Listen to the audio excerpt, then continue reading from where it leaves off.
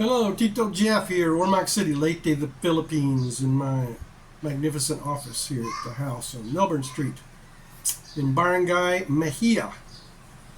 I've got a little update about how I'm doing things here. I've still got my old, I'm using an Android camera, Android phone to make YouTube videos, and I've just been using the microphone from the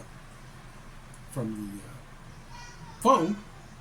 But it's not always that great, especially from outside. I have to hold the camera up close to my mouth to talk to it. So I've got a remote microphone. And some of you guys have complained about my audio. So you tell me in the comments, does it sound better now? And I'm still learning how to use it. I just did this video, about 10-minute video. And I had to do it again because I had the thing plugged in, but I didn't have the microphone application turned on. I gotta figure that out. I thought I didn't need it. Also, when I'm walking around making videos, I've been using a selfie stick, and I could just walk and I can hold it pretty steady, but sometimes I get a little bounce in my step, and so I bought this little toy on Shopee. It's called a gimbal, and it's got a little motor right here. I don't know if you can see it very good. It's got a little motor, and you power it on, and this thing here, you put your camera in, you put your phone in here, it's your camera, and this will rotate like this to keep, if I move the handle, it'll keep it level. Also, it's supposed to move up and down. I don't know if you can see it here. So you got some rods there, and it should keep it up and down, but it doesn't. It's not very good for vertical.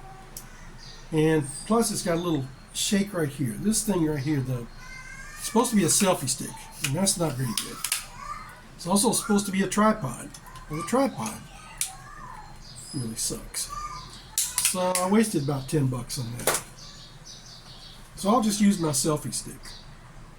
But I also found out, I've started using a different camera application because the remote would not work with the default camera application that comes with the phone. So I downloaded one called Open Camera, and it works with my remote. It also has some stabilization that I think is going to help me reduce the shake in my selfie stick. So I got that out of the way. Just thought I don't know why I wanted to talk about that. So what I'm going to talk about today are some bad things happening in Ormoc. There's been a murder in Ormoc, in the Barangay Liloan.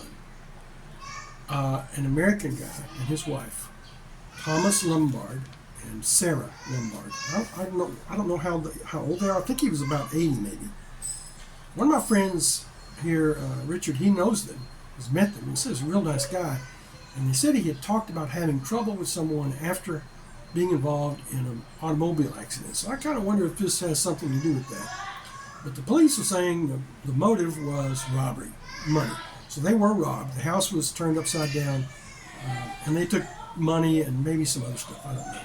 So the guy had no CCTV cameras in his house, and they just cut the fence. So they had a cyclone chain link fence above the concrete wall that went around his house.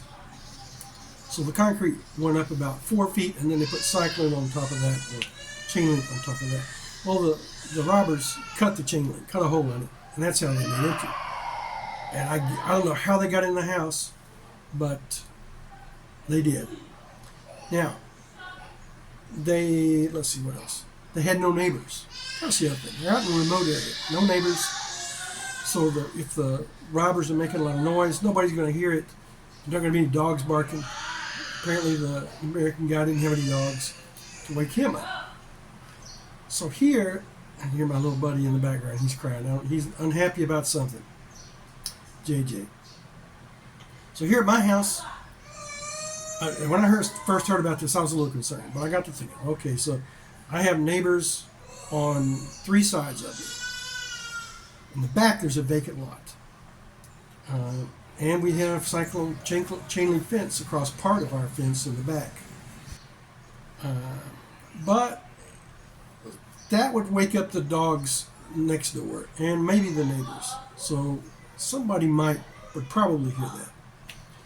Even if they did get through the fence, even if they did, we keep the house locked up tight. We've got bars across our windows, and I've got solid wood doors with 2 locks on each door. To get in through my doors, you would have to make a lot of noise. And it's going to wake me up because we're light sleepers, and because, well, I just am. So anyhow, I'm not too worried about something like that happening here at night. It could happen during the day, I guess, a home invasion, but probably not likely at night, unless we forgot to lock a door or something. So you have to be careful here. Careful at night, especially. At an ATM, just like in America. At night, you go to an ATM, you withdraw cash, you've got to have your head on a swivel. Be aware of your surroundings. If you're walking through a parking lot at night, be aware of your surroundings. And that's just life anywhere. It happens here in the Philippines. So the other thing that's going on, it's going to be a big deal before long, I'm pretty sure. We have one reported case of monkeypox, which we're not allowed to call it that anymore. The WHO, the World Health Organization, says we need to call it mpox because monkeypox sounds scary. Well, it does. That's why I'm saying it. Because everybody knows what it is. It's monkeypox. They can call it mpox all they want, but everybody knows what the M stands for.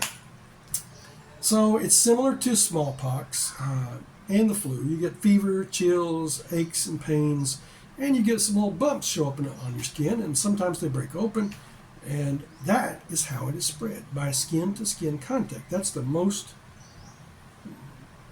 likely way to get monkeypox, is by contact with someone. Saliva. So if I spit on you when I have monkeypox, you could get monkeypox. If you brush up against my clothes, maybe you could get monkeypox. Clothing, any kind of direct contact. So there are 2 kinds. There's a clade 1, C-L-A-D-E 1. That's most prominent in Africa. And there is a global outbreak of clade 2, C-L-A-D-E 2. And that's what's happening here in the Philippines and in America. I think there's like 1,700 cases in America last year. So it's not wild, not going to be widespread, but it's scary because of the name. So already the mayor, our lovely mayor, Lucy Torres, sometimes politicians here think they have to do something, even if they don't need to, has warned everybody to start wearing masks. We've got to start wearing masks again because of monkeypox. Well, masks are not going to help one bit to stop the spread of monkeypox. What you do need to do is wash your hands. Wash your hands. In your face, maybe. Wash your hands. And that will prevent the spread of monkeypox, or reduce it at least. So that's what's going on. It won't be long. We'll have, because I went to it's already happened a little bit. I went to a store the other day, a pawn shop. I was looking for a necklace for myself. I finally bought this one at the Mercado. I just wanted a crucifix. I'm a Christian, and I'd like to have a crucifix. So I bought this at the Mercado. So I went, but before that, I went to a pawn shop. I was going to look and see what they had. And they sell quite a bit of jewelry. I've been in there before. And they have a little wooden latch through the door handles. I forget what you call it. Anyhow, so there's a guard there. He has to remove that wooden latch. And as soon as I walked in, there was a guy there with a mask and a squirt bottle of alcohol. And he wanted me to squirt my hands. And I said, that's not a big deal. I'm not going to participate in the hype, in the scariness. If I can, I just said, no. I made sure that they knew I disliked that. And I turned around and walked away. So hopefully a lot of other customers do the same thing, and they cut that out.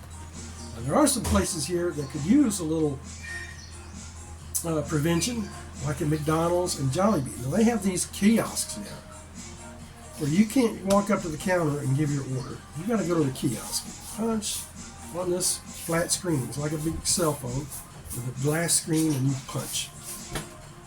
Well, when you walk up there, you can see the fingerprints on that thing. So somebody needs to be cleaning those regularly, or offer at least a little alcohol next to it where you can wash your hands after you touch it. And that would help prevent the flu, things like that. So that would be a nice thing to do voluntarily. You don't need any government control in this. So not everything in the Philippines is hunky-dory. You have negative things to deal with, including traffic accidents. For instance, there was an accident the other night. A truck, a little commercial truck, a six-wheeler with a crane in the back and some containers of some kind of liquid in the back. He was in a hurry. He tried to pass a big bus, and he came across the line. And as soon as he did, he hit another little multi-cab head on, and he just tore the cab up. There's no way that guy was going to survive. He also hit a motorcycle with mother and father and child on the motorcycle. Nighttime driving here is very dangerous. You can't see good.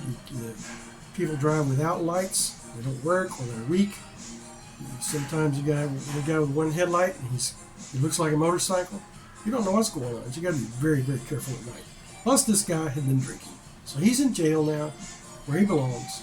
He's ruined his life. He's ruined the life of those families. He's really upset. So stuff happens here. It's not all a bed of roses in the Philippines, but it's still a great place. I love it, and I'm happy here. I'll talk to you later. Tito Jeff, and I'll have more news like this later on.